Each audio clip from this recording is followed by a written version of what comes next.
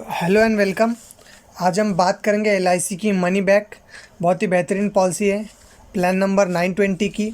इस पॉलिसी को हम समझेंगे एक सिंपल एग्जांपल से।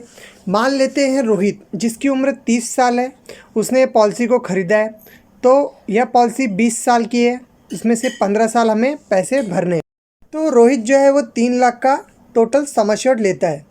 तो टोटल 3 लाख के सम एश्योर्ड पे फर्स्ट ईयर के लिए उसका प्रीमियम हो जाएगा 24,000 रुपीज़ अप्रॉक्सीमेटली। ठीक है, तो उसे पहले साल के लिए 24,000 रुपये पर ईयर भरना पड़ेगा और दूसरे साल से ये अमाउंट घटकर 23,500 हो जाएगी। ठीक है, तो अब रोहित ने पॉलिसी जो है ख़रीद ली है।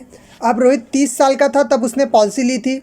अब जब वह 35 साल का हो जाएगा तो उसको टोटल सम एश्योर्ड का 20% जो है मनी बैक मिलेगा, यानी 60,000 उसको 35वें साल पे मिलेगा।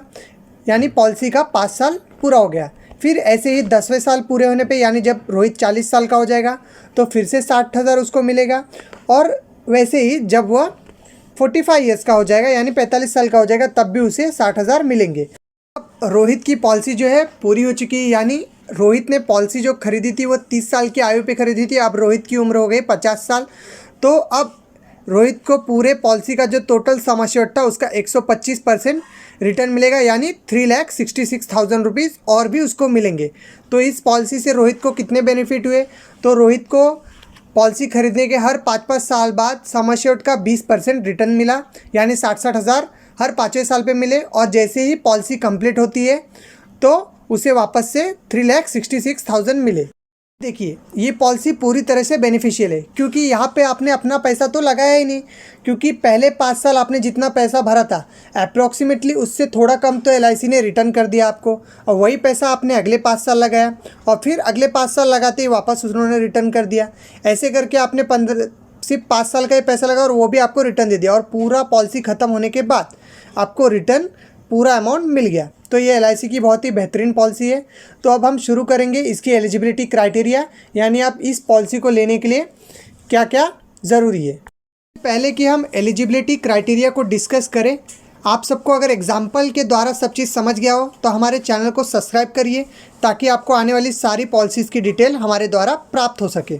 पॉलिसी की एलिजिबिलिटी क्राइटेरिया जो है 2 हिस्सों में बांटी गई है। पहला, अगर आप सर्वाइव कर जाते हैं या फिर मैच्योरिटी होती है तो उसके आधार से एक लिमिट है, और दूसरा एक्सीडेंशियल और डिसेबिलिटी के आधार पर। ठीक है, तो चलिए हम शुरू करते हैं इसकी एलिजिबिलिटी क्राइटेरिया।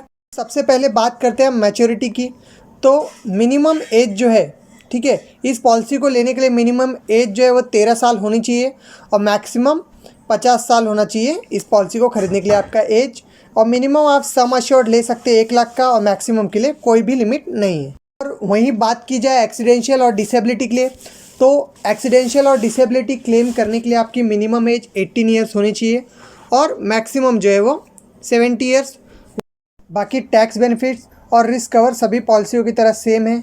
इस पॉलिसी में भी अगर आप पॉलिसी करवाने के बाद, अगर आपको पॉलिसी आज करवाए और कल ही आपको अगर कुछ हो जाता है, तो आपका जो नॉमिनी होगा उसको पूरे पैसे, यानी सम एश्योर्ड के साथ साथ जितने भी बेनिफिट्स थे सारे बेनिफिट्स का लाभ उसे होगा।